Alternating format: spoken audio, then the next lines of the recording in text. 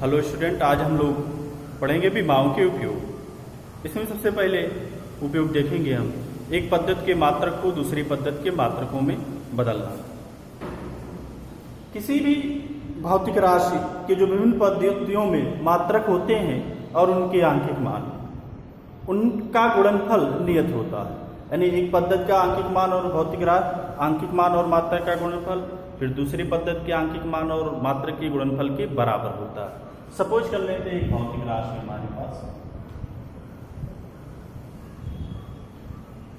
P, जिसका एक पद्धति में आंकिक मान N1 और मात्रक U1 है, दूसरी पद्धति में आंकिक मान N2 और मात्रक U2।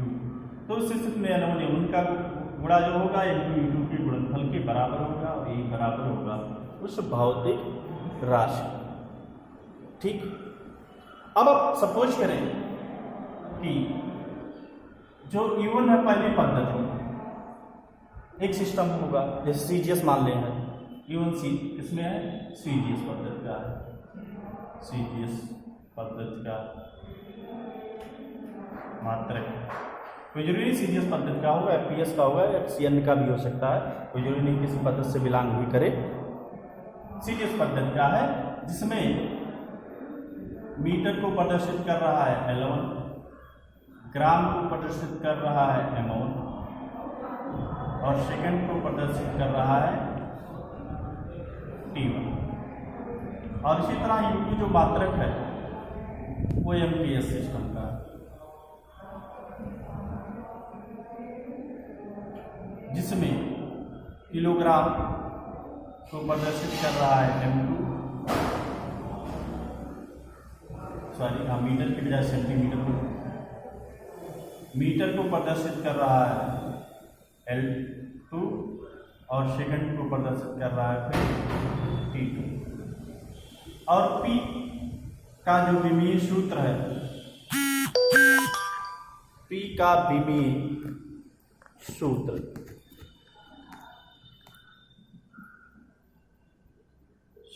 वो है m की घात a, l की घात b, t की घात c।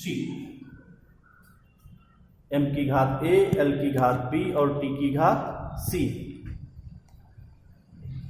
तो उस स्थिति में एक पद्धति में देखिए, पहली पद्धति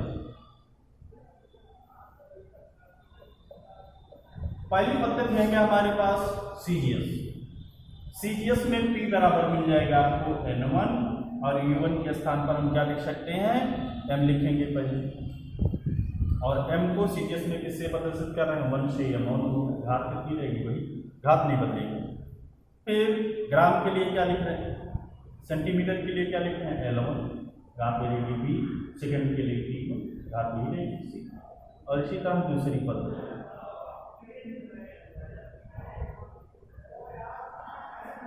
कौन सी पद्धति में? दूसरी पद्धति में यही P बराबर होगा आंकिक मान उसका N2, N के लिए M ही रहेगा, L के लिए L ही रहेगा, T के लिए T, घात वही रहेगी। फिर सिर्फ देखना है कि किलोग्राम किस में है? M2 है, मीटर किस में है? L2 में, और सेकंड किस में है? यहाँ T2। अब इस फार्मूले से देखिए, क्योंकि P बराबर ही किसके है? N1 U1 के बराबर N2 U2 के, तो मान रखते N1 U1 का मान यहां से M1 की घात A, L1 की घात B, T1 की घात C, यही इक्वल हो जाएगा। दूसरी पद्धति में देखें तो A की बराबर है N2 और यहां से इसकी वैल्यू M2 की घात A, L2 की घात B और T2 की घात C हो जाएगी। अब यहां देखें, यदि N1 ज्ञात करना है तो इसको इधर लेकर चल जाए, और यदि N2 ज्ञात करना है, ध्यान दें, यदि N1 ज्ञात करना है तो इसको लेकर इधर चले जाइए, और यदि N2 ज्ञात करना है तो इसको लेकर इधर चले जाइए। चलो हम मान लेते हैं N2 ज्ञात करना है, तो N2 बराबर हो जाएगा आपका N1 M1 की घात A, L1 की घात B, T1 की घात C अपान M2 की घात A, L2 की घात B, T2 की घात C। इस तरह से कर सकते हैं फार्मूला, इसकी सहायता से आप क्या कर सकते हैं? एक पद्धति के मात्रक को दूसरी पद्धति के मात्रक में बदल सकते हैं आसानी से। अब एक एग्जाम्पल लेकर देखते हैं कि कैसे एक पद्धति के मात्रक को हम दूसरी पद्धति के मात्रक में बदलेंगे। एक एग्जाम्पल देखते हैं।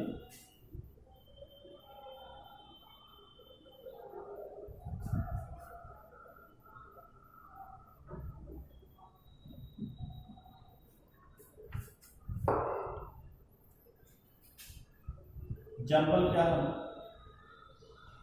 बल 10 न्यूटन को दाईं 10 न्यूटन को दाईं में विमीन या विमाओं की सहायता से बदली। विमीय विधि का उपयोग कर 10 न्यूटन को दाईं में बदलिए। किसी भी तरह से क्वेश्चन इस तरह से हो सकता है। ठीक, अब देखें तो हमारे पास क्या है और क्या नहीं। सपोज कर लीजिए N1 दिया गया है, ये N1 है और ये U1 है। तो N1 बराबर किसके है? 10 के। U1 किसके बराबर है? न्यूटन दिया गया है। न्यूटन को हम क्या लिखते हैं? किलोग्राम मीटर प्रति सेकंड स्क्वायर। डायमेंशन लिखना, तो किलोग्राम के लिए m, मीटर के लिए l और प्रति सेकंड है तो t रहेगा, लेकिन घात कितनी हो जाएगी? -2। अब एक पद्धति के लिए इसलिए सबको L1 मान लेते हैं। फिर दूसरा क्या दिया है? N2 बराबर किसके है? दाईं के। दाईं को किसमें लिखते हैं? किलोग्राम के स्थान पर होगा ग्राम, मीटर के स्थान पर होगा सेंटीमीटर और सेकंड के स्थान पर सेकंड। इसके लिए भी मात्रा लिखें तो चूंकि 1 यहाँ इसके आपकी बात को यूज कर लेते हैं। M2 ग्राम के लिए, सेंटीमीटर के लिए L2 और सेकंड के लिए अपनी बात T2 मान लेते हैं। और चूंकि प्रति है इसलिए घात इसकी -2, सॉरी यहाँ M2 ना होगा U2। ठीक, ज्ञात क्या करना है हमें? N2। क्या ज्ञात करना है? N2 equal mark of question. अब हम जानते हैं विनोदय, अभी पढ़ा हमने कि N1 U1 बराबर होता है N2 U2। अभी हम लोगों ने पढ़ा कि N1 U1 बराबर N2 U2 की मानक देते हैं। N1 की वैल्यू 10 और E1 की वैल्यू यहां से इसको लिखना है M1 L1 T1 -2। फिर N2 ज्ञात करना है, N2 और U2 का मान यहां से M2 L2 T2 -2। अब ज्ञात किसको करना है? N2 को। तो N2 बराबर यहां से ये इधर आ जाएगा 10 M1 L1 T1 -2 अपान M2 L2 T2 -2 इक्वल 10। अलग अलग ले लेते हैं। M1 को M1 के साथ, L1 को L2 के साथ, T1 को T2 के साथ लिख लेते हैं। तो M1 अपान हो गया M2, दूसरा L1 अपान हो गया L2, तीसरा T1 की घात -2 अपान T2 की घात -2। अब ध्यान दें, सबसे पहला काम इसके बाद क्या करेंगे कि जो निगेटिव घातें हैं उनको हम पॉजिटिव बना दें। निगेटिव घात को क्या करेंगे आप? पॉजिटिव बनाएंगे। तो इसमें निगेटिव घात कौन सी है? सिर्फ टी की। तो टी की घात पॉजिटिव बनाने के लिए जो नीचे है उसको ऊपर लेकर चले जाए, जो ऊपर है उसको नीचे। ऊपर वाला नीचे लाएंगे तो वो पॉजिटिव हो जाएगा निगेटिव यदि, और नीचे वाला ऊपर ले जाएंगे तो निगेटिव है तो पॉजिटिव हो जाएगा। तो देखते हैं 10 M1 अपान M2 ये वैसे रहेगा जैसे का तैसे, L1/L2, और ये ऊपर गया पॉजिटिव हो गया T2 और T1 नीचे आया पॉजिटिव।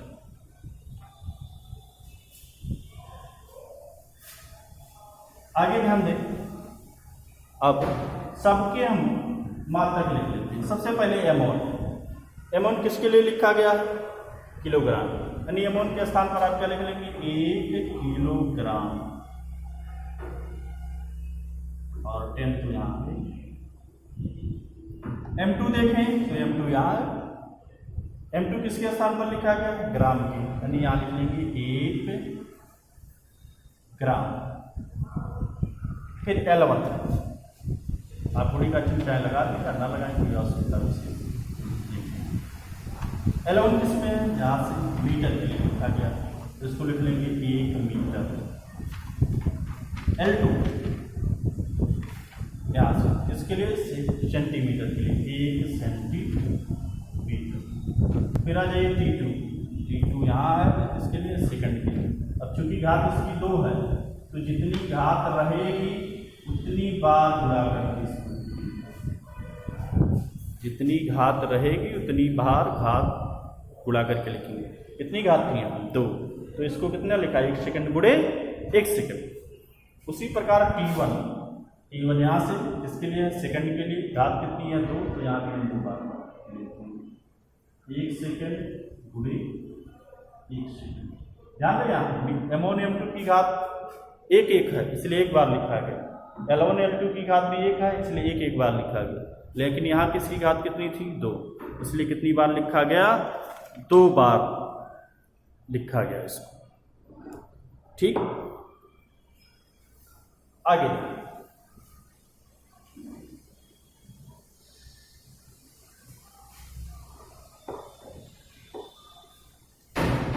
ये तो कैंसिल हो गया, कह सकते हैं आप सेकंड से, बाकी नहीं कैंसिल हो रहा। इसको लिखेंगे 10 1 किलोग्राम। अब इसमें क्या करेंगे? चाहे किलोग्राम को किसमें बदल लें? ग्राम में, या फिर ग्राम को किलोग्राम में। लेकिन चूंकि बड़े मात्रक को छोटे मात्रक के पदों में बदलना थोड़ा आसान होता है, इसलिए हम बड़े वाले को किसमें बदलेंगे? छोटे वाले मात्रक में बदलेंगे। किसको बदल दें? किलोग्राम को। 1 किलोग्राम में कितने ग्राम होते हैं? 1000 ग्राम। 1000 ग्राम बटे 1 ग्राम। उसी तरह से मीटर को भी बदल लें। किसमें? सेंटीमीटर। एक ही बदलेंगे, दोनों नहीं। चाहे मीटर को बदल लें या सेंटीमीटर को, तो मीटर को बदल लेंगे। 1 मीटर में कितने सेंटीमीटर होते हैं? 100।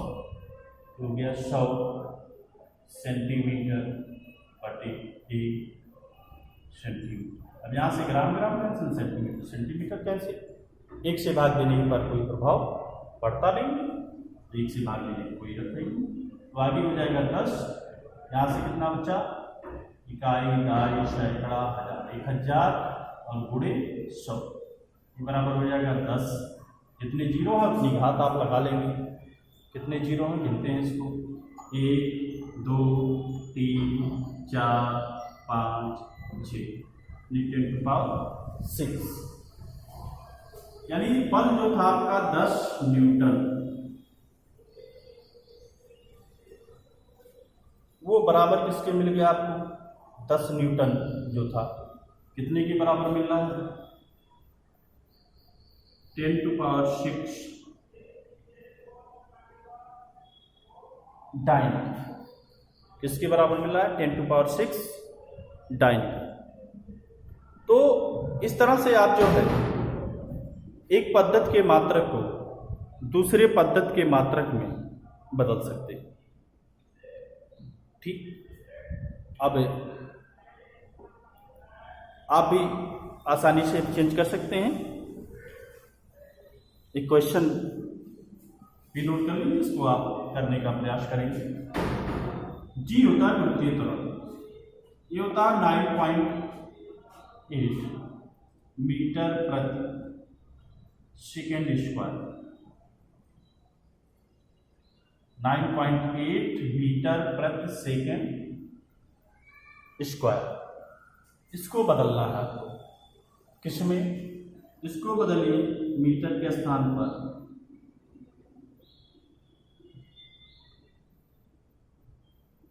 किलोमीटर कर लीजिए। और सेकंड के स्थान पर मिनट।